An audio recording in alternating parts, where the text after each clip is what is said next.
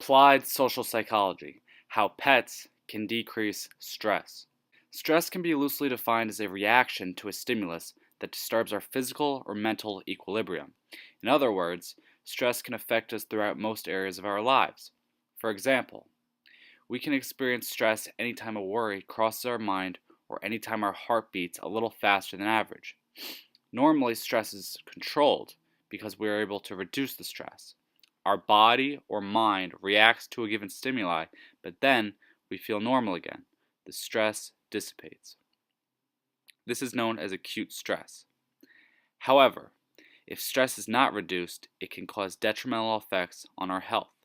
A worry that briefly crosses your mind, if not dealt with, can eventually lead to anxiety and depression. An increased heartbeat, if not dealt with, can eventually lead to a heart attack. This is known as chronic stress. These two types of stress can affect our psychology and our physiology. How can pets decrease stress? According to my research, the psychological benefits of pets include reduced anxiety, reduced loneliness, reduced incidence of depression, increased relaxation, increased confidence, and increased socialization. According to my research, the physiological benefits of pets include lower cardiovascular reactivity, heart rate, and resting blood pressure, lower muscle tension, increased immune system functionality, and improved general health. But theory is much different than practice. So in order to learn more about how pets decrease stress, I decided to sit down and interview a professional, someone who provides pets to people every day in order to decrease their stress levels. Amy Flom is the program coordinator for the PetSmart Paws for Hope program. This means she is in charge of providing therapy dogs to hospital patients and their families in several Orlando hospitals. Here's the interview I did with Amy.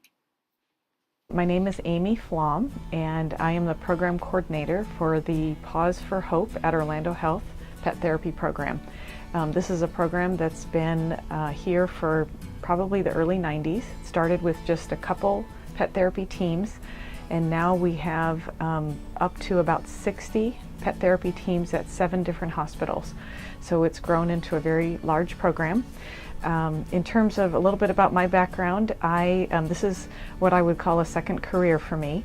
I was in a different career for about 30 years, and then, but throughout my life have always been involved with animals, training dogs and horses, and just decided that this was animal therapy was something that I'd always wanted to do and get involved in. So about 5 years ago, I acquired a golden retriever that was very well suited for this work. Started doing volunteer work and then just kind of got involved from there. I became an evaluator for one of the national organizations, therapy organizations. I went back to school and got a certificate in animal therapy, and then have just become involved here at the hospital, and now have a part-time position with coordinating the program here at Orlando Health. Of the 7 hospitals that I mentioned, there's different patient populations at each of those hospitals.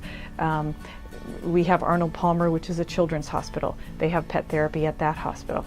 ORMC is really, it's a Trauma One center, so we have really everything here. South Seminole has behavioral health population.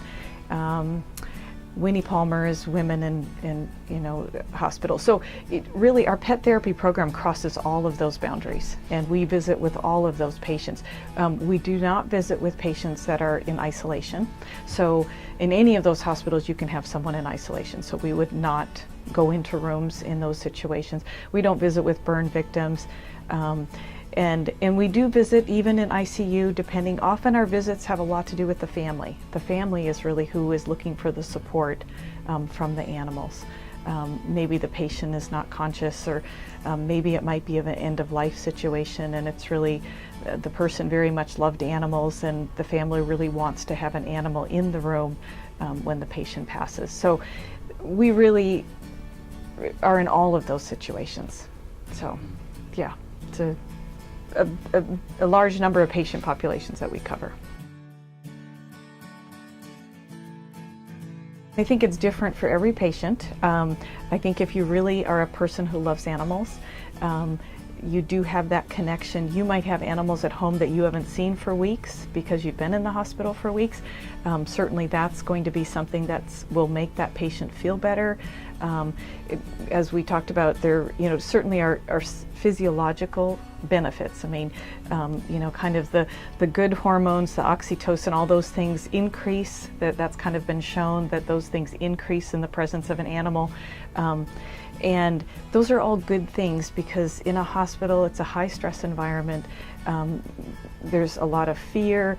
There's a lot of anticipation of what's going to happen. There's a lot of, it's kind of can be very crisis mode for a lot of people, depending on what's going on. And I think animals can kind of create a distraction that give people something else to talk about, give them a little bit of a break from what they're thinking about. It can be comforting for the family might be in a crisis. So I think it's just kind of a softer side of medicine a little bit that we can add to the patient experience. So there definitely is something that gets triggered. The animal triggers some type of response that can be very positive.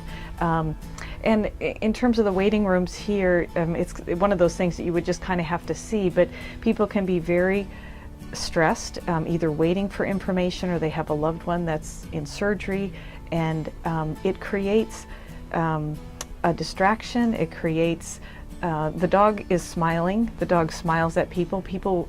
You have a natural response to want to smile back. And even just changing your facial expression creates a different physiological response in your body. So it's really fun to see that happen in a waiting room where you can feel the stress level in these waiting rooms.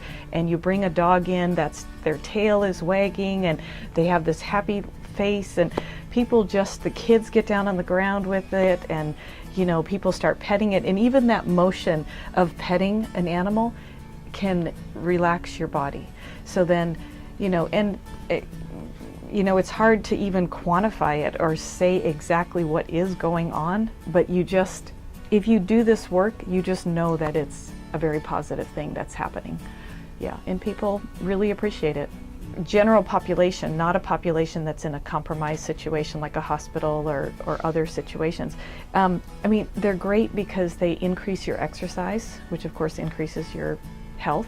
I think they do create socialization. People who live in alone and are lonely, it does create another presence in the house, and that creates a feeling of well-being. And all those things contribute to someone actually feeling better and having better health. So I look forward to the day where, and I think we're getting there. I think of equine therapy where a lot of diseases are being, that type of therapy is being recommended for relearning your balance or just different things in terms of helping with those kinds of issues. And I think doctors are more and more prescribing that kind of activity. The field of where animals are being used for, to have a positive impact on people it is expanding all the time. Now they are being introduced in the court system to help children who have to testify in abuse cases. They're, of course, in hospitals and counseling situations, rehab type situations. A lot of work is being done with PSTD and how animals can help individuals struggling with that to get back out into the community, to feel confident again, giving them that support system. So it's really a field that is just exploding with opportunities and ways that animals can help people overcome not just medical issues but emotional. And even in the universities, they're more and more showing up on final exam days, kind of giving students an opportunity to go into an environment and relax with an animal to kind of help reduce their stress. So yeah.